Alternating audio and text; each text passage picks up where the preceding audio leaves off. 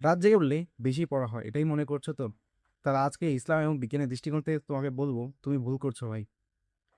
দেখো ভাই, ঘুম শুধু বিশ্রামই না, আমাদের ব্রেনকে শার্প রাখার জন্য সবচেয়ে বড় হাতিয়ার। আমি মোহাম্মদ খালিদ হাসান, তোমাদের সবাইকে স্বাগতম জানাচ্ছি আইডিয়াল পাঠশালাতে।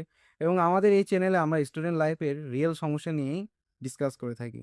তো ভাই, আজকে ভিডিওটি চলো শুরু করা যাক। শুরুতে আসি যে ভাই, গ্লিমফেটিক সিস্টেম। এখন ভাই, এই গ্লিমফেটিক সিস্টেমটা কি?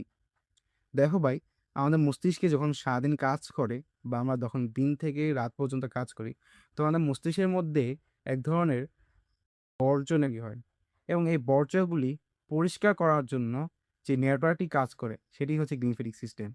এই গ্লিমফিটিং সিস্টেম তোমার সক্রিয় হয় গভীর ঘুমের সময়।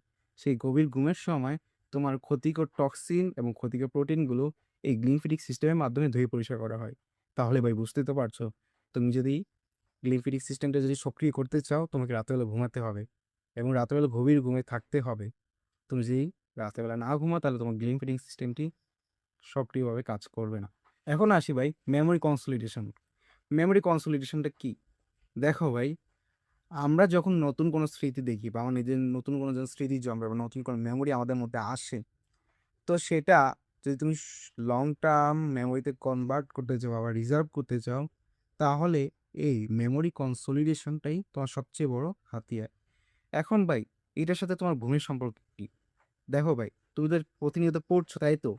পড়াশোনা তো নয়, মনে রাখার জন্য। মানে কি, তোমার পড়াটা যেন শর্ট টার্ম মেমোরি থেকে লং টার্ম মেমোরি থাকে। তোমার এই মনে হয় না যে তোমার জীবনে এমন এমন অনেকগুলো গুরুত্বপূর্ণ বিষয় আছে যা তোমার এখনো মনে আছে, সামনেও মনে থাকবে, বা মৃত্যুর আগ পর্যন্ত মনে থাকে, এমন স্মৃতি কিন্তু আছে। এখন সেটা কেন হয়? দেখো ভাই, আমরা যখন ঘুমাই তখন আমাদের ব্রেন কিন্তু অলস বসে থাকে না। আমাদের ব্রেন প্রতিনিয়ত কি বিভিন্ন স্মৃতি, বিভিন্ন মেমোরি, বিভিন্ন নেওয়া ইনফরমেশন সেগুলো প্রসেস করতে থাকে। এখন এই মেমোরি কনসলিডেশনের মাধ্যমে সেই নেওয়া ইনফরমেশনগুলো, সেই স্মৃতিগুলো সে শর্ট টার্ম মেমোরি থেকে লং টার্ম মেমোরিতে সে কনভার্ট করে। তাই তো বুঝতেই পারছো যে মেমোরি কনসলিডেশন পাওয়ার আপগ্রেড করার জন্য তোমাকে ঘুমাতেই হবে। এখন আসা যাক ভাই, ইসলাম কি বলে।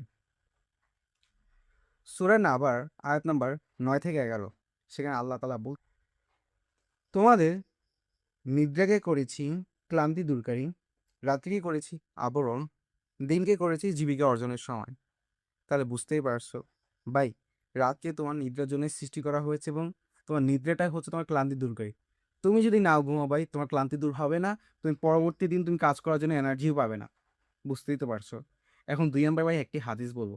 সেটি হচ্ছে বুখারী শরীফের 568 নং হাদিস, যেখানে আবু বারজা হতে বর্ণিত।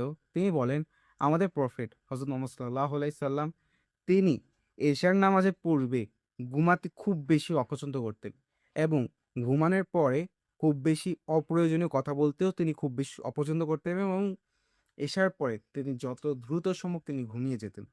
এখন ভাই, যেই ব্যক্তিকে আমরা প্রফেট মানছি, আমরা মানবতার মুক্তির মহান দূত হিসেবে আমরা জানি, এখন সেই ব্যক্তি করে যে নসিহত কেন আমরা নিজেদের জীবনে বাস্তবায়ন করব না?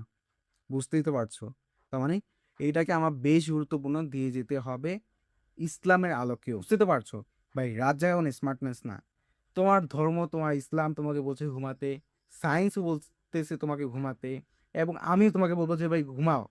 তাহলে বুঝতে তো পারছো ঘুমটা কত বেশি ইম্পর্টেন্ট। তাহলে ভাই, আজকে থেকে অভ্যাস করো সকাল রাত 10টা থেকে 11টার মধ্যে ঘুমিয়ে যেতে। এবং তুমি কয়টা বাজে ঘুমাও সেটা কমেন্টে জানাও। ভিডিওটি ভালো লাগলে লাইক দাও, আমাদের চ্যানেলটি সাবস্ক্রাইব করো, এবং দেখা হবে তোমার সাথে পরবর্তী কোনো ভিডিওতে। সেই পর্যন্ত ভালো থাকো, সুস্থ থাকো। আল্লাহ হাফেজ।